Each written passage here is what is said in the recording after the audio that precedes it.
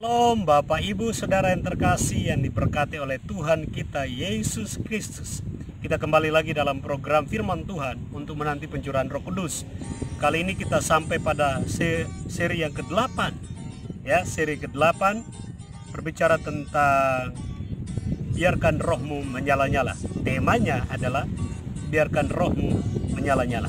Saudara yang terkasih, ikuti khotbah saya dari seri 1 sampai seri ke-8 ini. Dan setelah ke-8 kita akan selanjut ke seri 9 dan seri yang terakhir yaitu seri ke-10. Nah, kita baca kebenaran firman Tuhan di seri yang ke-8 ini. Saudara terkasih, di dalam Roma 12 ayat yang ke-11.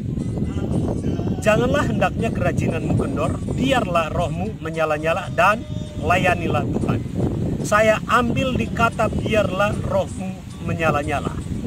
Saudara-saudara yang terkasih, untuk menanti Roh Kudus, roh kita tidak boleh padam. Ya, roh kita tidak boleh padam. Makanya ada ayat yang berkata, jangan padamkan roh. Kalau kita membiarkan roh kita padam oleh karena masalah, oleh karena perasaan kita terkontaminasi, oleh karena pikiran kita ya mengembara kemana-mana, oleh karena keinginan kita lebih menginginkan hal-hal duniawi, maka cara kita menanti Roh Kudus tidak tepat. Ya, kondisi hati kita, kondisi roh kita harus seperti api yang membara. Ya, semangat kita untuk menanti Roh Kudus itu yang dipandang dari sorga. Kalau saudara menanti sesuatu yang wow, yang hebat dari sorga, tetapi hatinya biasa-biasa, ya itu sama saja.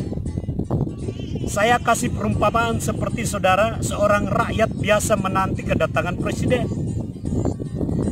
Presiden ingin berkunjung kepada rakyat itu. Tentunya hati rakyat itu berkobar-kobar.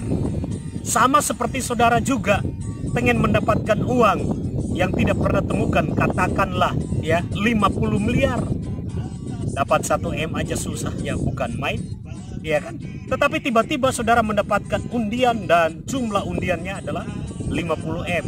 Hati saudara menjadi wow, sangat bersemangat. Saudara yang terkasih, lebih daripada kondisi itu, ya contoh kehidupan seperti itu. Ini menyangkut dengan Roh Kudus, tentunya pribadi yang punya otoritas yang besar dalam hidup kita, yang kita nantikan berkuasa dalam hidup kita, yang menjamin hidup kita di bumi dan di sorga, sesuai dengan perkataan Tuhan Yesus kepada murid-muridnya. Ya, aku tidak akan pernah meninggalkan engkau sebagai yatim piatu. Aku akan mengutus satu pribadi, yaitu Roh kebenaran, penghibur, penolong itu akan datang. Dia akan mengajarkan kepadamu segala sesuatu yang aku katakan kepadanya. Saudara terkasih, ini menunjukkan kepada kita bahwa pribadi yang kita nantikan adalah pribadi satu-satunya yang kita harapkan, satu-satunya yang kita andalkan.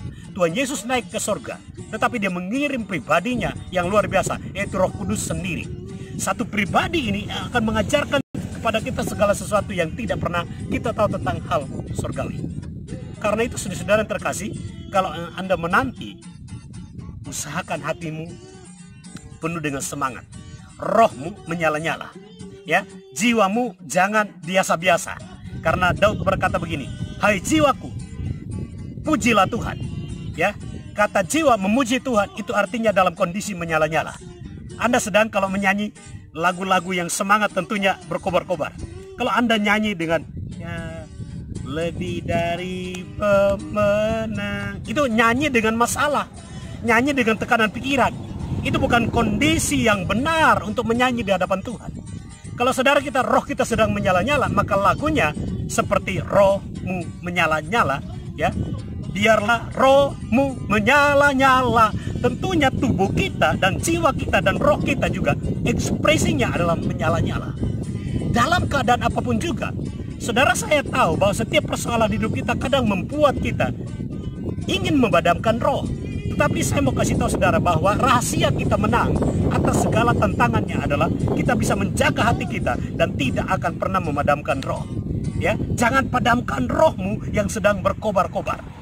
Ketika Roh Kudus berkobar dalam roh kita, maka kita akan siap menerima pencurahan Roh Kudus. Saudara yang terkasih, ini yang kita mesti yakini, saudara yang terkasih. kuasa yang bekerja di dalam diri kita akan mengaktifkan roh kita, akan menghidupkan roh kita, sehingga roh kita tidak akan padam, tetapi membuat roh kita menyala-nyala. Saya sarankan kepada saudara dan saya supaya kita betul-betul memahami, ya, saran ini bukan hanya untuk saudara, tetapi saya juga, supaya kita memiliki yang namanya kesempatan untuk membangun hubungan yang intim dengan Tuhan. Setiap kali kita dimanapun berada, usahakan hatimu berkobar dengan Tuhan. Di atas kendaraan kah, ya, di rumah kah, di kamar kah, dimanapun, usahakan rohmu memuji Tuhan, ya, hatimu, ya, tertanam firman kebenaran. Di pikiranmu ada perenungan tentang kebenaran firman Tuhan, sehingga itu tandanya bahwa rohmu sedang menyala-nyala. Ketika engkau mendengarkan nasihat supaya bersekutu dengan Tuhan dari khotbah-khotbah dan lain sebagainya, engkau boleh menyala-nyala. Jangan padamkan roh, karena Tuhan suka dengan orang yang berkobar-kobar rohnya untuk menanti kemuliaan, kedahsyatan, segala sesuatu yang hebat, yang mulia, yang ajaib dari surga. Engkau adalah orang-orang yang istimewa di hadapan hadirat Tuhan. Kalau engkau mempersiapkan diri untuk menanti pencurahan Roh Kudus dengan roh yang menyala-nyala, maka engkau adalah tuan rumah bagi Roh Kudus itu sendiri. Saudara, firman Tuhan berkata, tubuh kita adalah bait Allah. Kalau roh Allah sendiri masuk dalam hidup kita, dalam tubuh kita, menguasai roh dan jiwa kita, maka dia tidak akan pernah membiarkan roh kita, jiwa kita, dan tubuh kita lemah, letih, lesu, dan berbeban berat.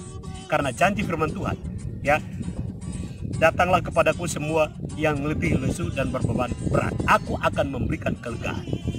Hari ini kalau saudara mengalami masalah yang besar, datang kepada Tuhan dan berkata, Tuhan, aku mau mengalami kelegaan, aku mau mengalami yang namanya kelepasan, aku mengalami yang namanya kemerdekaan, ya, pemulihan, supaya aku tidak bisa memadamkan rohku, tetapi aku mengaktifkan rohku untuk menyala-nyala, menyambut pencurahan Roh Kudus di dalam hidupku.